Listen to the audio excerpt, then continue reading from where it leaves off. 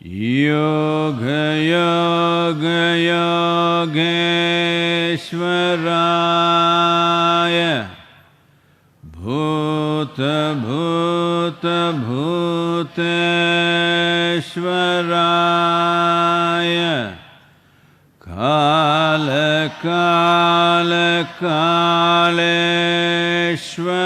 Kala-kala-kaleshwaraya Shiva Shiva Sarveshwaraya Shambha Shambha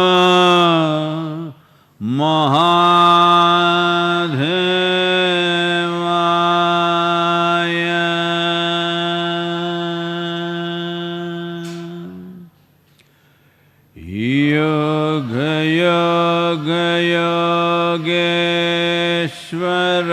Yoga-yoga-yogeshwaraya Bhuta-bhuta-bhuteshwaraya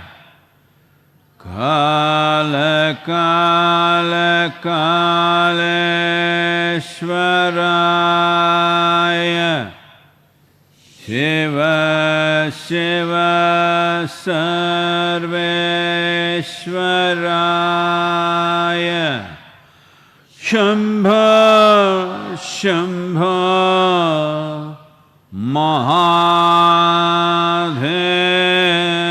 Mahadevaya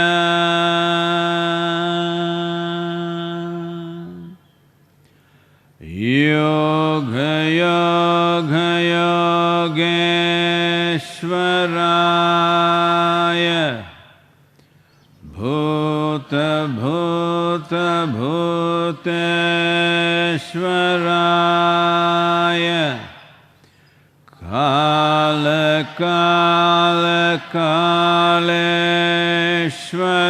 Kala-kala-kaleshwaraya Shiva Shiva Sarveshwaraya Shambha Shambha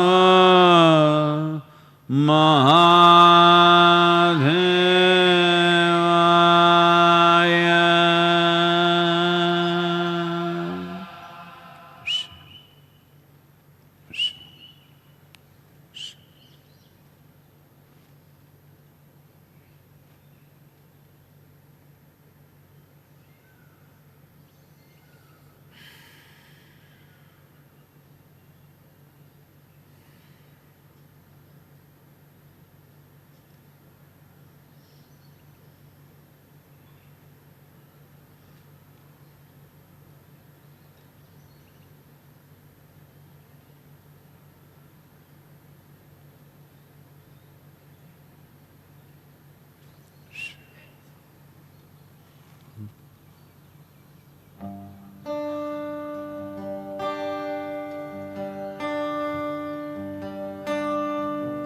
जिसको कल कहता था कल को कल बन जाए रे पल कल कल बह जाए रे पल कल कल बह जाए रे पल कल कल बह जाए रे कल जिसको कल कहता था कल को कल बन जाए रे पल कल कल बह जाए रे इस पल को तू बल दे दे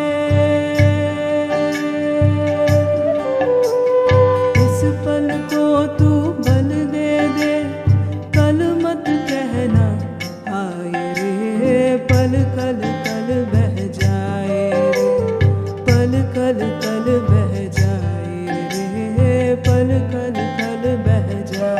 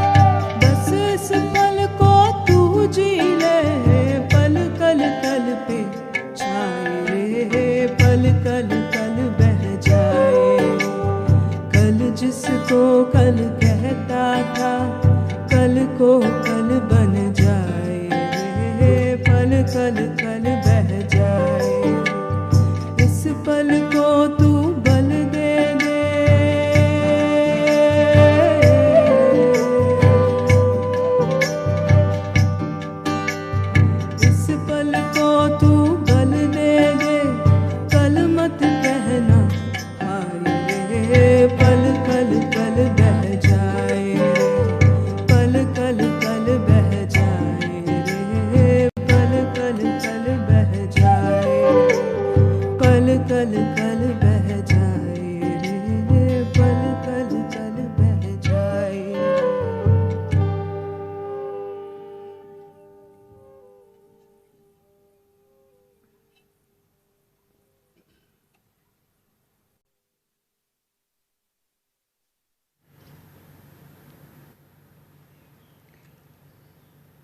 जय जय जय महादेव, जय जय जय महादेव। शिव शंकर आदि अनंत, शिव शंकर आदि अनंत। जय जय जय जय जय जय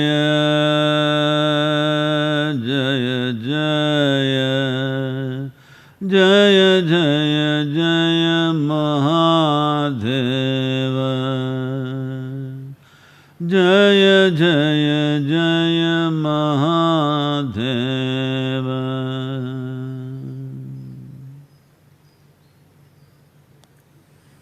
सभी को नमस्कार।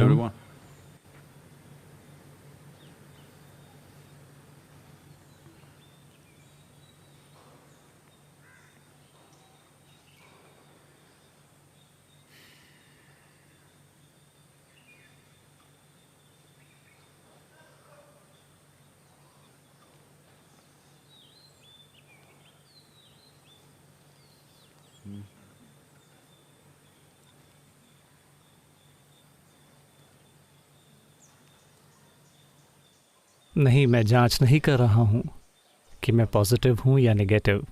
ये दुनिया में मिलने वाले सबसे सुगंधित फूलों में से एक है। तो आप जानते हैं कि ये जांचने का एक तरीका है कि आप वायरस से इन्फेक्टेड हैं या नहीं हैं। मैं अभी भी सूंघ सकता हूँ, ये बहुत सुंदर है। तो वायरस पूरी धरती पर नाच रहा है, ये मौत का नाच है। औसतन मेरे ख्याल से पिछले एक हफ्ते से, अगर मैं सही हूँ तो एक हफ्ते से अधिक समय से अमेरिका में हर दिन 2000 मौतें हो रही हैं। कुल 45,000 के पार, है ना? 42,000 मौतें सिर्फ अमेरिका में। फ्रांस ने 20,000 मौतें पार कर ली हैं। भारत 600 की ओर बढ़ रहा है। लेकिन ये छूट, बस ये छूट का वादा जो ज़्यादातर राज्यों ने करने से इनकार कर दिया है, क्योंकि उन्हें पता है कि जब वो थोड़ा सा खोलेंगे तो हर कोई उस छोटी सी दरार से घुसने की कोशिश करेगा।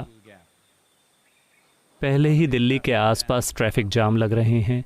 हर कोई कह रहा है कि वो इमरजेंसी ड्यूटी पर हैं,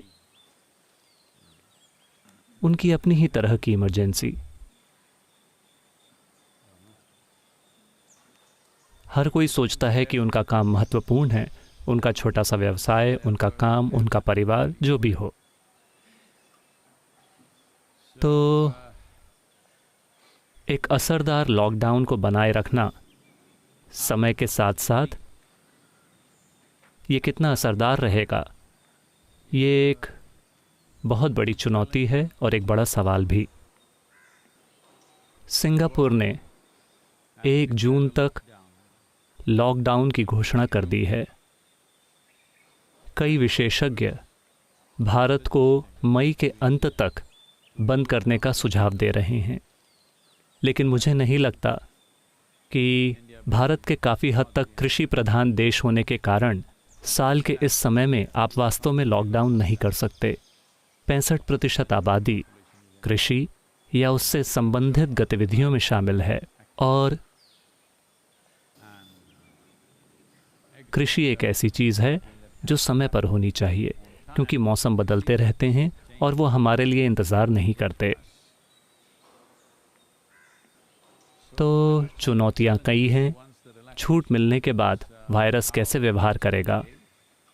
लेकिन अच्छी खबर ये है कि ICMR कह रही है कि 80% लोग जो वायरस के संपर्क में आते हैं, शायद उनमें कोई भी लक्षण ना दिखें या बहुत हल्के लक्षण दिखें, उनके साथ बस इतना ही होगा।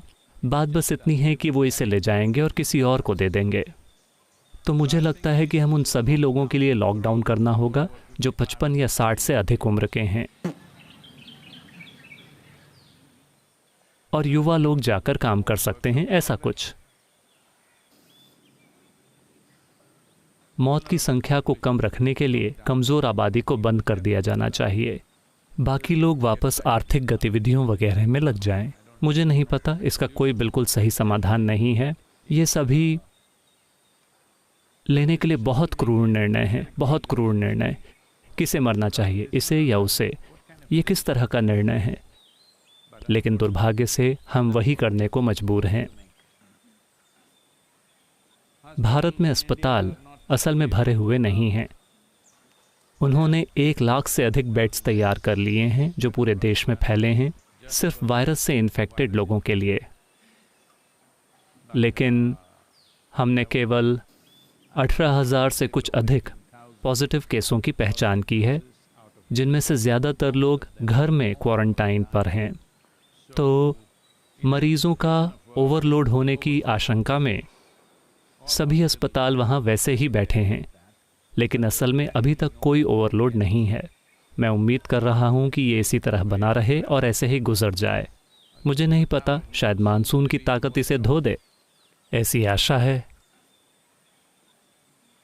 ऐसा कहीं कोई सबूत नहीं है कि बारिश इसे धो देगी, लेकिन ये एक दक्षिण भारतीय आशा है।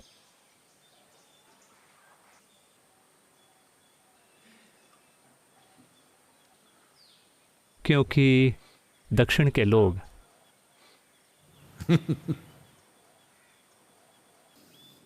हमेशा मानते रहे हैं कि दुनिया के साथ चाहे कुछ भी हो, भारत का दक्षिणी प्रायद्वीप जीवित रहेगा। एक समय में इसे जम्बू द्वीप कहा जाता था। इसका मतलब ये एक सुनहरा द्वीप था, क्योंकि उत्तर हिमालय के पहाड़ों से सुरक्षित था, दक्षिण हिंद महासागर से सुरक्षित था। ये एक भरपूर भूमि थी हर तरह से। जैव विविधता के संदर्भ में इससे समृद्ध जगह वास्तव में कोई और नहीं है। ये दक्षिणी अमेरिका के वर्षावनों की तुलना में भी कहीं अधिक है। आपको मिट्टी में जो मिलता है उसके अनुसार, वैसे हम व्यवस्थित रूप से इसकी हत्या कर रहे हैं, वो एक अलग मामला है, लेकिन ये ऐसा ही है। तो परंपरा और संस्कृति ने ये भावना विकसित की है कि दक्षिण में चाहे कुछ भी आ जाए, हम हमेशा सुरक्षित रहेंगे और खुशहाल रहेंगे, क्योंकि शिव खुद दक्षिण से आते हैं।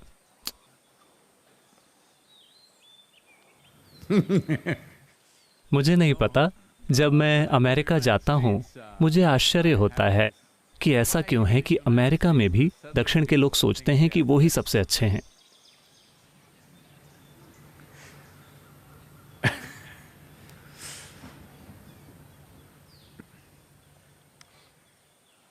ये एक गर्मी की छुट्टी का समय है और एक बड़े दक्षिणी परिवार में सभी, आमतौर पर वो बड़े परिवार होते हैं, सभी चचेरे भाई बहन सभी वहाँ पहुँच चुके हैं, 40 से अधिक लोग।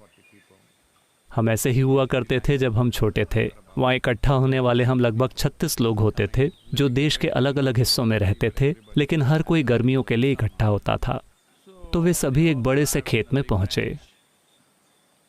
मटिल्डा आंटी, जो बच्चों को अच्छे से संभाल लेती थीं, उन्हें ये बताने की कोशिश कर रही थीं कि कैसे सभी खूबियाँ जैसे दया, विनम्रता, शिष्टाचार, प्रेम और करुणा, सब कुछ दक्षिण के लोगों से आई हैं। तो एक संदेह से भरे टीनेजर लड़के ने पूछा, मटिल्डा आंटी, क्या जीसस भी दक्षिण से आए थे? क्या वो भी एक दक्षिणी थे? फिर उन्होंने लड़के की ओर देखा।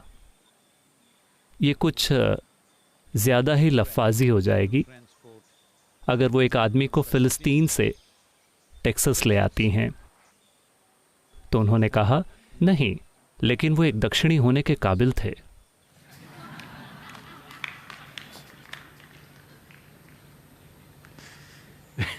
तो हमारे पास अपने खुद के दक्षिण भारतीय पूर्वाग्रह हैं। प्रकृति ने इस पूर्वाग्रह का सहयोग किया है अपनी जैव विविधता के साथ, अपनी भरपूरता के साथ, अपनी संस्कृति के साथ, कई सारी चीज़ों के साथ। तो दक्षिण के लोग सोचते हैं कि वो इससे भी बच निकलेंगे। केरल, जो उन पहले स्थानों में से एक था जहाँ सबसे ज़्यादा इन्फेक्शन पहुँचे क्योंकि लोग कहीं और से आए थे, उसने इसे बहुत अच्छे से नियंत्रित कर लिया है और अब वापस कामकाज शुरू कर रहा है। मैं तमिलनाडु में प्रशासन के अलग अलग लोगों से बात कर रहा हूँ। वो भी बहुत आश्वस्त हैं कि वो अगले 2 हफ्तों के भीतर इससे निपट लेंगे और वापस कामकाज शुरू कर देंगे। एक प्रतिबद्ध समूह को छोड़कर जिसने बहुत अधिक कठिनाई पहुंचाई है, वो कह रहे हैं अगर वो समूह नहीं होता तो अब तक हम पूरी तरह से काम पर वापस आ गए होते। तो ये विश्वास पूरी तरह से निराधार नहीं है, इसके पीछे कुछ है और हम यहाँ हैं मौलिक दक्षिण में। तो मेरे ख्याल से हम इससे निकल आएंगे। बस ये उम्मीद है कि ये कम से कम नुकसान के साथ हो। दुर्भाग्य से दुनिया भर में कई सारे स्वास्थ्य कर्मी वायरस के शिकार हो रहे हैं और दुर्भाग्य से भारत में लोगों के कुछ झुंड डॉक्टरों और नर्सों पर हमला कर रहे हैं जब वे उनका इलाज करने जाते हैं। ये दुखद घटनाएं हैं, वरना मेडिकल समुदाय ज़बरदस्त काम कर रहा है। भारत में पुलिस ने हर किसी में अनुशासन लाने का शानदार काम किया है और वे खुद हर चीज़ बहुत ही ज़्यादा समर्पण की भावना और प्रतिबद्धता से कर रहे हैं।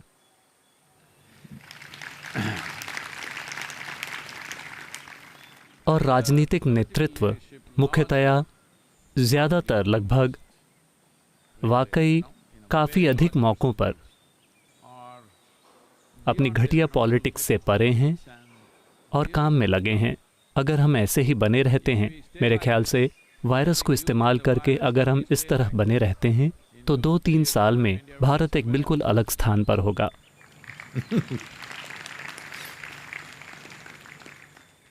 तो गर्मी का मौसम, गर्मी एक ऐसा समय है जब दक्षिण भारत में जीवन थोड़ा आलसी हो जाता है क्योंकि गर्मी इतनी ज़्यादा होती है। किसान भी खेत में जाते हैं सुबह 4:30 बजे और वो 8:30-9 बजे तक काम खत्म कर देते हैं। दिन में आराम करते हैं और फिर 3:30-4 बजे काम शुरू करते हैं और शाम 7 बजे तक काम करके रुक जाते हैं, क्योंकि ये ऐसा समय है जब हमारे साथ सूरज का संबंध बहुत करीब का होता है। हाँ, चूँकि वो गर्म है इसलिए गर्मी है, बस ये एक निकटता है, ये एक बहुत गर्म रिश्ता है। चूँकि हम 11 डिग्री अक्षांश पर हैं और पृथ्वी इस तरह झुकी हुई है और इस समय सूरज के साथ हमारा संबंध ग्रीष्म संक्रांति की ओर बढ़ रहा है और ये ज़्यादा से ज़्यादा करीबी होता जा रहा है। 14 मई आने तक वो समय आ जाता है जिसे अग्नि नक्षत्रम कहते हैं, यानी कि वाकई एक प्रचंड सितारा दहकेगा। ये पूरी पृथ्वी के लिए नहीं है, ये धरती की इस पट्टी के लिए है। इस अक्षांश की पट्टी वाकई आग लगी होती है, लेकिन ये सभी जीव रूपों के लिए सबसे अच्छा समय है, क्योंकि जीवन के सभी रूप, जब मैं कहता हूँ जीवन के सभी रूप, इस धरती पर ज़्यादातर जीवन वनस्पति जीवन है। आपको ये समझना चाहिए। जीवन के सभी रूप मतलब नहीं, नहीं, हम जीवन के बारे में बात कर रहे हैं। आप सिर्फ एक हैं, आप हाल की घटना हैं। आप थोड़ा सिरदर्द हैं कि कोई आपको अनदेखा नहीं कर सकता। देखिए, जब कोई व्यक्ति एक बड़ा सिरदर्द हो तो उसे कोई अनदेखा नहीं कर सकता। आप दुनिया के बेहतरीन लोगों को अनदेखा कर सकते हैं, लेकिन कोई इंसान जो वाकई सिरदर्द हो, आप उसे अनदेखा नहीं कर सकते। उस संदर्भ में इंसान सबसे अलग है, क्योंकि हम धरती पर एक बड़ा सिरदर्द हैं जहाँ तक जीवन के दूसरे रूपों का संबंध है। वाकई, अगर आप एक पेड़ होते, अगर आप एक चींटी होते, अगर आप एक टिड्डे होते, अगर आप एक हाथी होते, अगर आप एक बाघ होते, तो आप ज़रूर सोचते कि ये सिरदर्द कौन है। हेलो, यकीनन अब भी वो सोच रहे हैं। वे यकीनन सोच रहे हैं। देखिए, अब उनमें से कई सड़कों पर घूमने लगे हैं और हर तरह के वीडियो सर्कुलेट हो रहे हैं। सड़क पर बाघ लेटे हुए हैं, सड़क पर शेर लेटे हुए हैं, हर तरह की चीज़ें। हैदराबाद में तेंदुए घूम रहे हैं, मैसूर की सड़कों पर तेंदुए घूम रहे हैं। वो हमेशा से थे, लेकिन चूंकि हम इतने बड़े सिरदर्द थे कि वे दूर ही रहते थे। अब जबकि हम घरों के अंदर हैं, वो शहर का मुआयना कर रहे हैं। तो ये इंसानी अस्तित्व अलग है, लेकिन सारे दूसरे जीव रूपों को गर्मी पसंद है, क्योंकि जीवन सबसे अच्छे से घटित होता है, सबसे ज़्यादा वृद्धि होती है। सिर्फ एक ही चीज़ है कि बीच में थोड़े बहुत पानी की ज़रूरत होती है। अभी तक ये बढ़िया रहा है, क्योंकि अप्रैल में 2 बार बारिश होना शानदार बात है। आप पहाड़ की सेहत देख सकते हैं, जो बताती है कि जीवन कैसे पनप रहा है। अगर वो 2 बारिशें नहीं होती तो पहाड़ भूरे हो गए होते। अभी ये खूब हरा भरा है। हमें बस एक और बढ़िया बारिश चाहिए। इस महीने के अंत तक या मई के पहले हफ्ते में हमारे लिए गर्मी का मौसम खत्म हो जाता है, क्योंकि मई के तीसरे चौथे हफ्ते तक मानसून की हवाएं चलने लगेंगी। तो गर्मी का मौसम एक शानदार समय है, क्योंकि हर चीज़ अपनी पूरी गति से बढ़ती है। सारे पेड़ खुद को नई पत्तियों के खोल से ढक रहे हैं। वैसे असल में अगर हम एक पूरे क्षेत्र को, अगर दुनिया, कम से कम अगर तमिलनाडु ईशा योग केंद्र जैसा हरा दिखता, अगर इतनी हरियाली पूरे राज्य में होती, तो तापमान इतना ज़्यादा नहीं बढ़ता और गर्मी का मौसम एक शानदार समय होता। जब आप धूप में बाहर हों, सिर्फ तभी ये थोड़ा थकाने वाला होता है, लेकिन छांव में ये बहुत बढ़िया होता है, क्योंकि हर चीज़ खिली हुई है, पूरी नई पत्तियाँ, हवा में ढेर सारी ऑक्सीजन, क्योंकि पेड़ बहुत खुश महसूस कर रहे हैं। एक ही चीज़ ये है कि 15-20 दिनों में एक बार, कम से कम 3 हफ्तों में एक बार बारिश हो जाए। हम गर्मी से बस यूं ही गुजर जाएंगे। तो गर्मी के मौसम की बातें, मैंने आपके लिए कुछ लिखा है। क्या मैं आपको अपनी कविताओं से यातना दे रहा हूं? आप मुझे बता सकते हैं, ठीक है, कोई दिक्कत नहीं है। इसका शीर्षक है ग्रीष्म ऋतु। फूलों की खुशबू रखती है व्यस्त और खुश मधुमक्खियों और चिड़ियों को। फूलों की खुशबू रखती है व्यस्त और खुश मधुमक्खियों और चिड़ियों को। झींगुर झीं झीं करते हैं दिन रात, उसके बारे में जो उन्होंने खोया या पाया। झींगुर झीं झीं करते हैं दिन रात, उस बारे में जो उन्होंने खोया या पाया। हवा झिझकती है इतनी, अपने साथ लाई ठंडक को फैलाए या फिर रोक ले खुद में। हवा झिझकती है इतनी, अपने साथ लाई ठंडक को फैलाए या फिर रोक ले खुद में। हो सकते हैं आप खुशबू या फिर गंदगी, खो सकते हैं आप या पा सकते हैं, बांट सकते हैं या फिर गिरा सकते हैं। हो सकते हैं आप खुशबू या फिर गंदगी, खो सकते हैं आप या पा सकते हैं, बांट सकते हैं आप या फिर गिरा सकते हैं। सारे तमिल भाषी लोग तालियां बजा रहे हैं। धन्यवाद।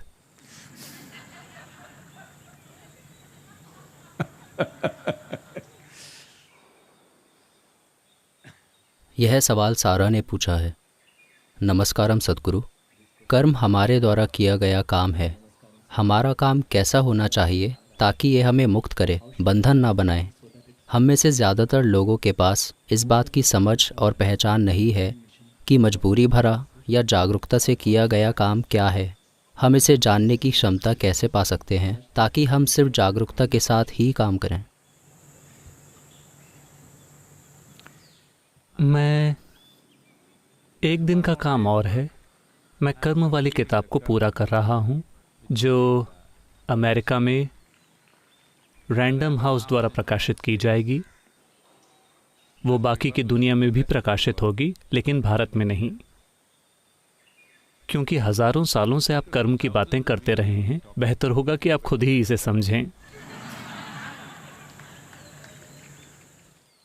तो सारा एक भारतीय नाम नहीं लगता, तो मेरे ख्याल से ये ठीक है, लेकिन मुझे लगता है कि ये एक साजिश है उस किताब को मुफ्त में पाने की। अभी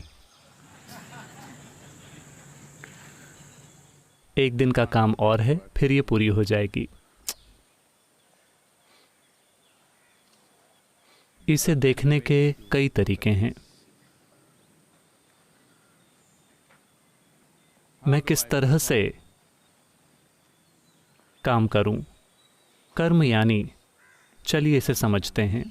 कर्म का मतलब सिर्फ दुनिया में कुछ करना ही नहीं है। आप यहाँ बैठे हैं, आप कर्म कर रहे हैं।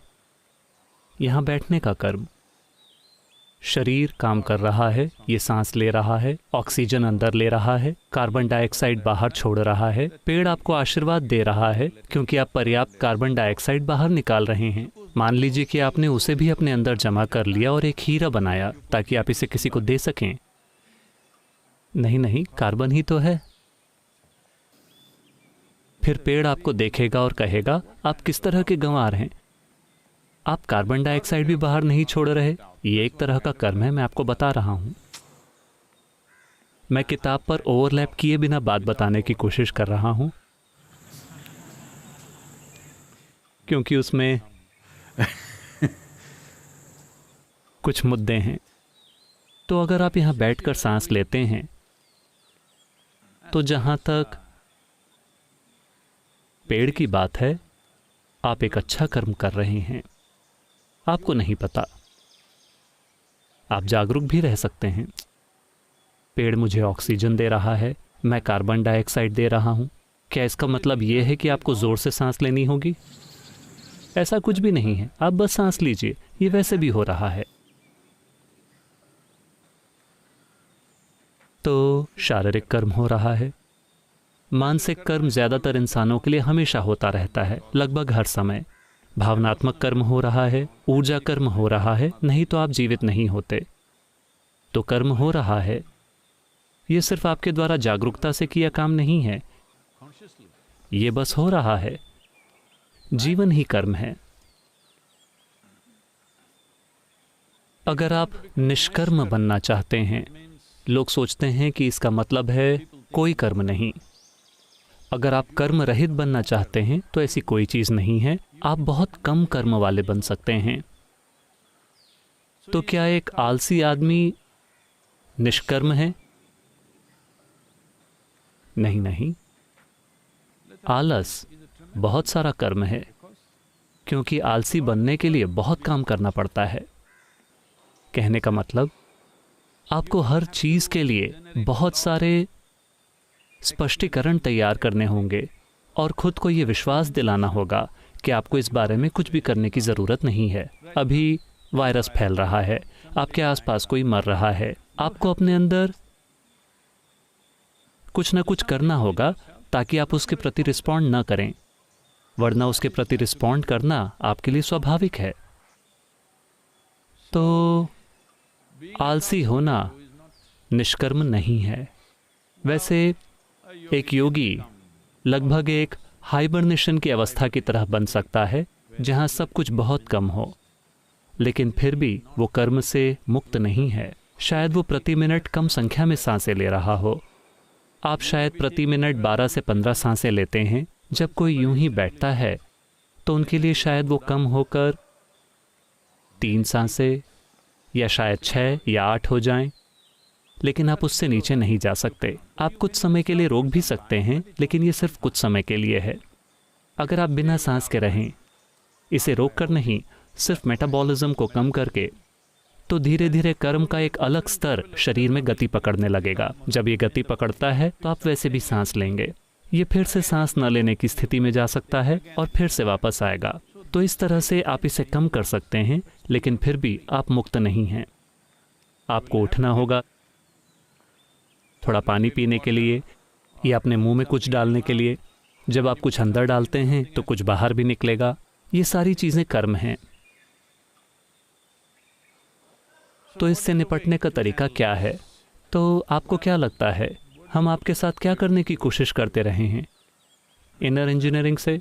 आपको क्या लगता है कि ये क्या है? ये बस यही है। आप में से कई लोग आप में से लगभग सभी, जब आपने इनर इंजीनियरिंग ऑनलाइन कार्यक्रम भी किया, आपने अभी भी कोई अभ्यास नहीं सीखा था, या आपने कार्यक्रम के पहले 2 दिनों में हिस्सा लिया? कोई अभ्यास नहीं। हम आपके साथ अभी भी बातें ही कर रहे थे। अचानक 2 दिनों के बाद अचानक आपको जीवन और आज़ादी का एक नया एहसास होने लगा।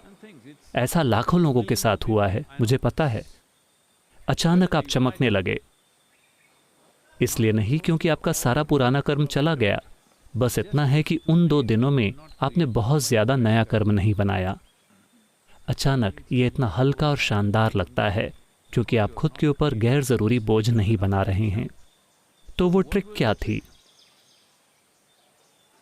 इसके कई आयाम हैं, अभी मैं उन सब में नहीं जाऊंगा। सरल सी चीज़ बस ये है, आपकी रिस्पॉन्ड करने की क्षमता। देखिए, मैं इस बारे में कुछ करूं या ना करूं, अगर मैं इस बारे में सोचता हूं, फिलहाल कई लोग इसके साथ संघर्ष कर रहे हैं। मान लीजिए कि यहां पर कोई कहीं पास में, सौभाग्य से ये हमारी पंचायत के इलाके तक नहीं पहुंचा है, हम स्थिति को बहुत कसकर मैनेज कर रहे हैं, आसपास कहीं किसी को इन्फेक्शन नहीं है। तो कोयम्बतूर में कुछ लोग हैं, तो मान लीजिए कि वहां किसी को इन्फेक्शन है। अब मुझे कुछ करना चाहिए या नहीं? मैं क्यों करूं? दूसरे लोग करेंगे, हमें क्या पता कि वो लोग कौन हैं? उनके परिवार वाले होंगे, उन्हें करने दो।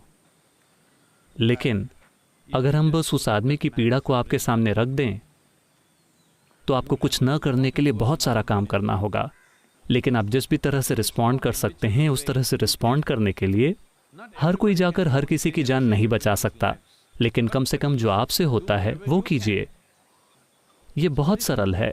आपको जितना कर्म करना पड़ेगा, मानसिक कर्म, वो नाटकीय रूप से कम हो जाएगा आपके मन के अंदर, सिर्फ इसलिए क्योंकि आपके रिस्पॉन्स में कोई भेदभाव नहीं रहा। रिस्पॉन्स में कोई भेदभाव नहीं है। लेकिन ये बात काम के साथ लागू नहीं होती, क्योंकि आप सारा काम करने का बीड़ा नहीं उठा सकते। काम आप हमेशा सोच समझ कर करते हैं, क्योंकि काम करने के लिए कई चीज़ों की ज़रूरत होती है। शारीरिक क्षमता, ऊर्जा, बुद्धिमत्ता, काम करने के साधन, काम करने के लिए समय, कई चीज़ें शामिल हैं। ये सभी चीज़ें सीमित मात्रा में होती हैं। कोई भी व्यक्ति अंधाधुंध काम नहीं कर सकता। अगर वो अंधाधुंध काम करते हैं तो वो बहुत जल्दी मर जाएंगे, और वो भी बुरा कर्म है। हाँ, ये है, गतिविधि अंधाधुंध नहीं होती, लेकिन हमारा रिस्पॉन्स बिना किसी भेदभाव के होता है। वो चाहे कुछ भी हो। मैं कुछ करना चाहूँगा, अगर हो सकेगा तो हम हर संभव चीज़ करेंगे। जो नहीं हो सकता, कम से कम हमारा थोड़ा सा इरादा है। सिर्फ उस एक वजह से आप कार्यक्रम में आए और आपको उस तरह की आज़ादी का एहसास हुआ। लोग मुझसे पूछते रहे हैं, सद्गुरु, योग के अभ्यास के बिना ऑनलाइन कार्यक्रम कैसे काम करेगा? मैं चाहता हूं कि आप जान लें कि शांभवी की दीक्षा के लिए आने से पहले ही आप शानदार महसूस कर रहे थे, सिर्फ इसलिए क्योंकि आपने नए कर्म बनाने बंद कर दिए थे। उन 3-4 दिनों में पुराना कर्म चला नहीं गया था, बस इतना कि नया बोझ नहीं बन रहा है। पुराने कर्म के लिए दरअसल जीवन जीना ही काफ़ी है। यहाँ बैठकर सांस लेना, जीना, दिल का धड़कना, ये पुराने कर्म के विसर्जन की शुरुआत के लिए काफ़ी हैं। कुछ चीज़ों को थोड़े और धक्के की ज़रूरत होती है, लेकिन ज़्यादातर चीज़ें बस यूं ही चली जाएंगी अगर आप बस यहाँ बैठकर यूं ही सांस लेते हैं, जीते हैं, दिल खुद ही धड़केगा। आपको कुछ भी नहीं करना है, या आप कर रहे हैं।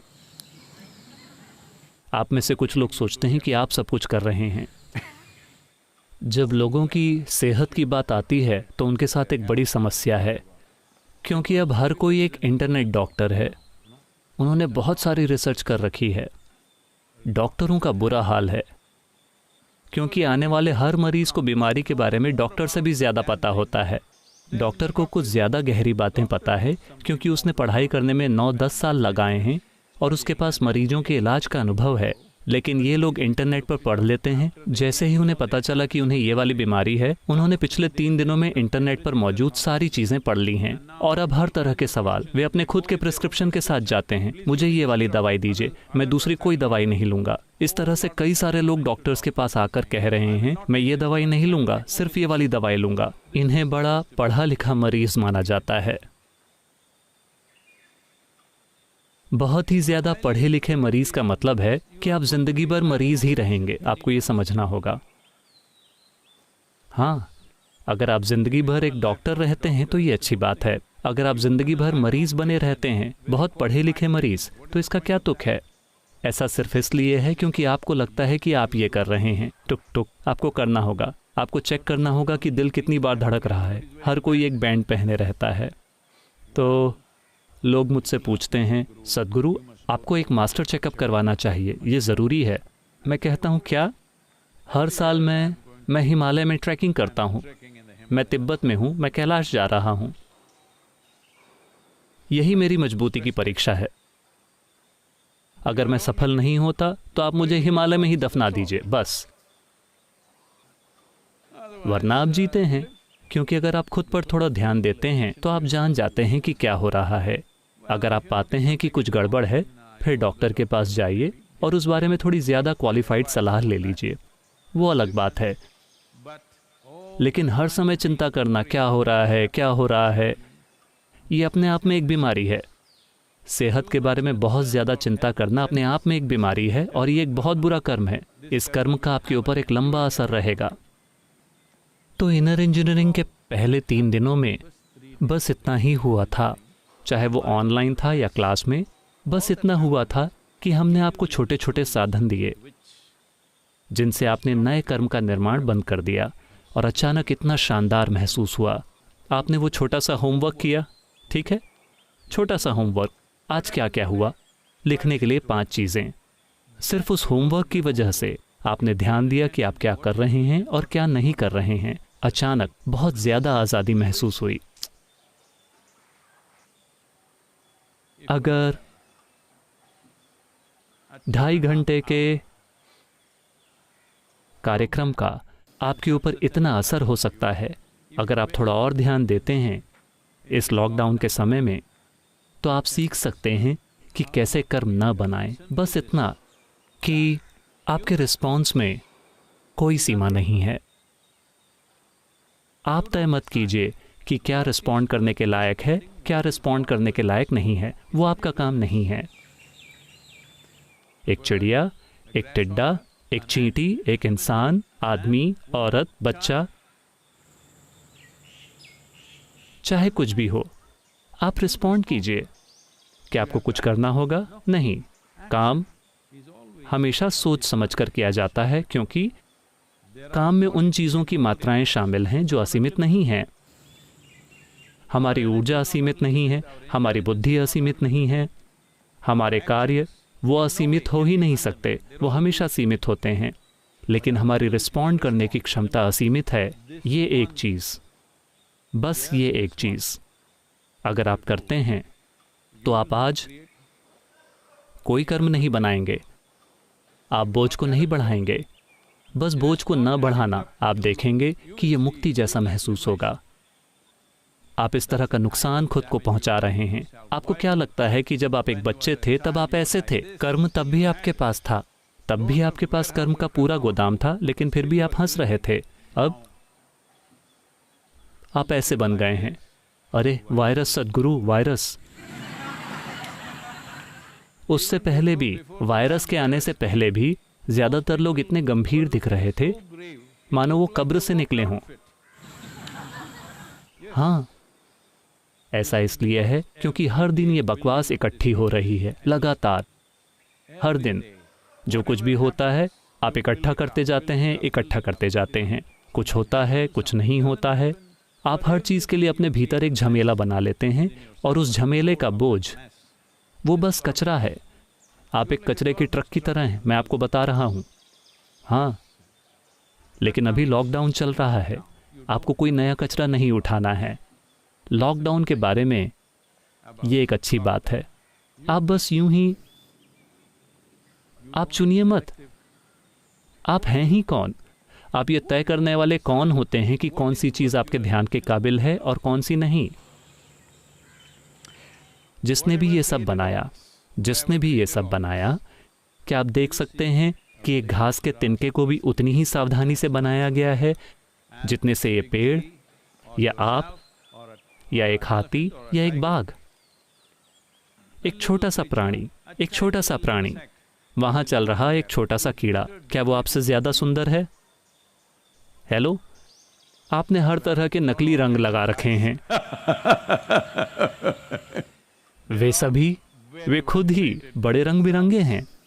तो जिसने भी बनाया, क्या सृष्टि ने इन छोटे छोटे प्राणियों पर आपसे कम ध्यान दिया है? नहीं। तो फिर आप ये तय करने वाले कौन होते हैं कि किसके प्रति रिस्पॉन्ड करना है, किसके प्रति रिस्पॉन्ड नहीं करना? आपकी रिस्पॉन्ड करने की क्षमता को हमेशा असीमित होना चाहिए। अगर आपको मेरी बात समझ नहीं आ रही है, हम अभी आकर आपको नहीं सिखा सकते। इनर इंजीनियरिंग ऑनलाइन उपलब्ध है। बस इन 3 दिनों को देखिए। पहले 3 दिन, उसमें जो कहा गया है उसे अपने भीतर समाने दीजिए, उसमें भीग जाइए पूरी तरह से। आप देखेंगे कि 3 से 4 दिनों के अंदर आपको लगेगा कि आप उड़ रहे हैं, सिर्फ इसलिए क्योंकि कोई नया कचरा नहीं है। ऐसा ही महसूस होता है। तो कृपया इसे संभव बनाइए। इसकी कोई ज़रूरत नहीं है कि आप अपने सर के ऊपर कचरे का ढेर बढ़ाते रहें। क्योंकि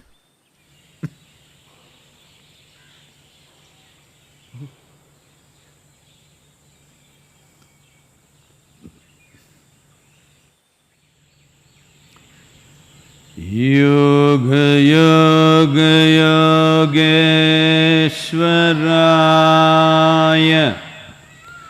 भूत भूत भूतेश्वराय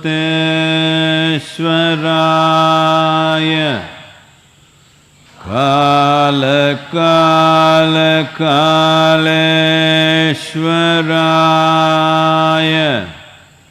शिव शिव सर्वेश्वराय शंभो शंभो महादेवाय।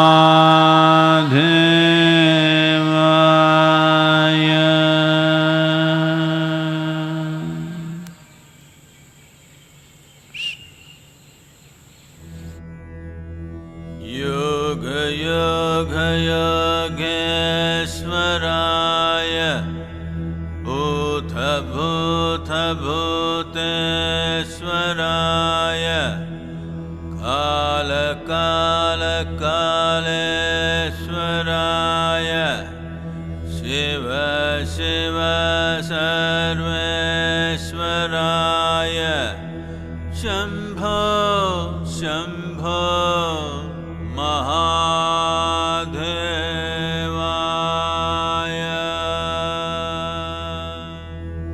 योग योग योगेश्वराय भूत भूत भूतेश्वराय काल काल कालेश्वराय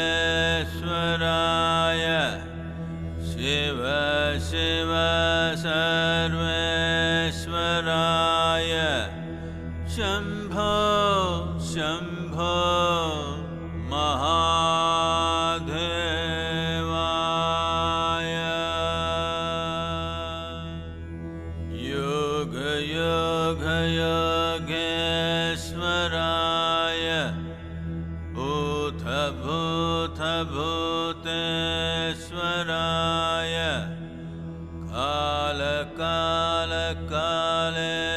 कालकालकालेश्वराय शिव शिव सर्वेश्वराय